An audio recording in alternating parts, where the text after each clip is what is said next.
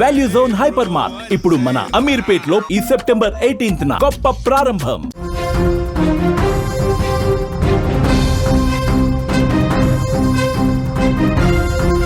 నిన్న రాత్రి హైదరాబాద్లో కుండపోత వర్షం సృష్టించిన బీభత్సం మరొక ముందే మళ్ళీ ఇవాళ మరోసారి అలాంటి వర్షమే మొదలైంది.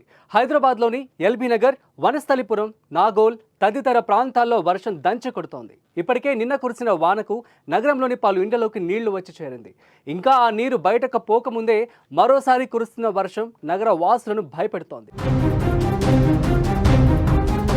ఇక నిన్న కురిసిన వర్షం గురించి మాట్లాడుకుంటే నిన్న సాయంత్రం మొదలైన వాన క్రమక్రమంగా పెరుగుతూ రాత్రికి కుండపోత వానగా మారింది.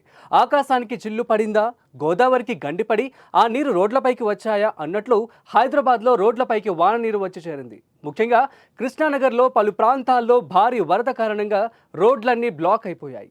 వరదల్లో పలు ద్విచక్ర వాహనాలు కొట్టుకుపోయాయి. కార్లు సైతం వరదల్లో ఎటూ కదలలేని స్థితిలో రోడ్లపైనే ఆగిపోయాయి. ఇలా సుమారు గంటల తరబడి ఎక్కడి వాహనాలు అక్కడే నిలిచిపోయాయంటే అర్థం చేసుకోవచ్చు వర్షం ప్రభావం ఎలా ఉంది అనేది. ఇలా ఒక కృష్ణానగర్లోనే కాదు, నగర వ్యాప్తంగా లోతట్టు ప్రాంతాల్లో ఇదే పరిస్థితి.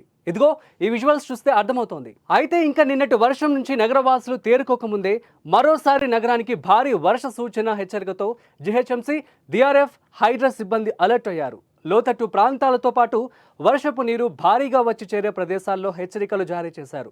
వర్షం తగ్గే వరకు ఏదైనా అత్యవసరమైతే తప్ప బయటకు రావద్దంటూ హెచ్చరించారు. ముఖ్యంగా ఉద్యోగులు కూడా తగిన జాగ్రత్తలు పాటిస్తూ ఇంటికి వెళ్లాలంటూ సూచనలు జారీ చేశారు.